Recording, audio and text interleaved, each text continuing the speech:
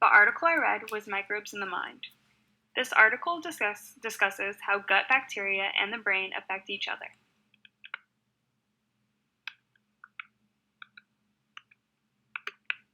Bacteria works to make our bodies healthy, but it may be able to alter the mind. Bacteria has been proven to change the behavior of lab animals and some people by making them less anxious, more social, and less depressed.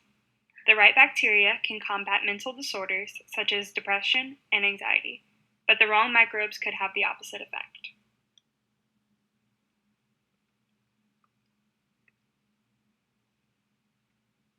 Our microbes are a part of who we are. Our microbes don't control us, and we don't control our microbes. They work together. This relationship is hard to explain and requires much more research to be understood. It is especially confusing when mental health is involved.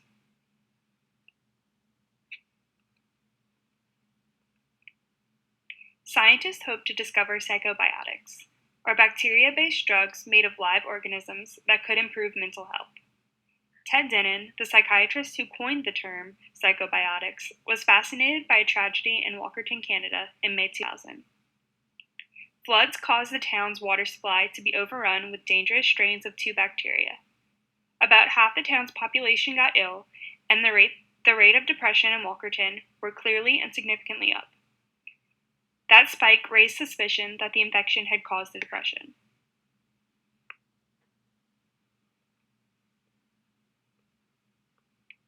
Just how this bacteria gets messages to the brain isn't clear, though scientists have already found some likely communication channels. Chemically, gut microbes and the brain actually speak the same language. The microbiome churns out the mood-influencing neurotransmitters, serotonin, norepinephrine, and dopamine. Bacteria can also change how the central nervous system uses these chemicals. Our microbes aren't our destiny. Our behavior can also influence our microbiomes. One of the easiest ways to do so is through food. Eating probiotics, such as yogurt, that contain bacteria, and choosing a diet packed with prebiotic food, such as fiber, garlic, onion, and asparagus.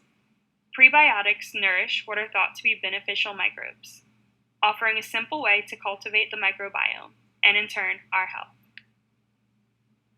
Another way to influence the microbiome is through relaxation techniques.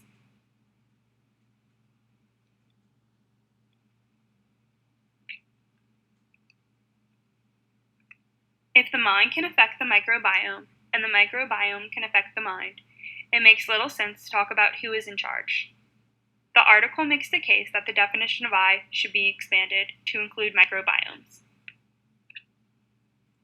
Bordenstein says, to add the microbes to the me, myself, and I concept.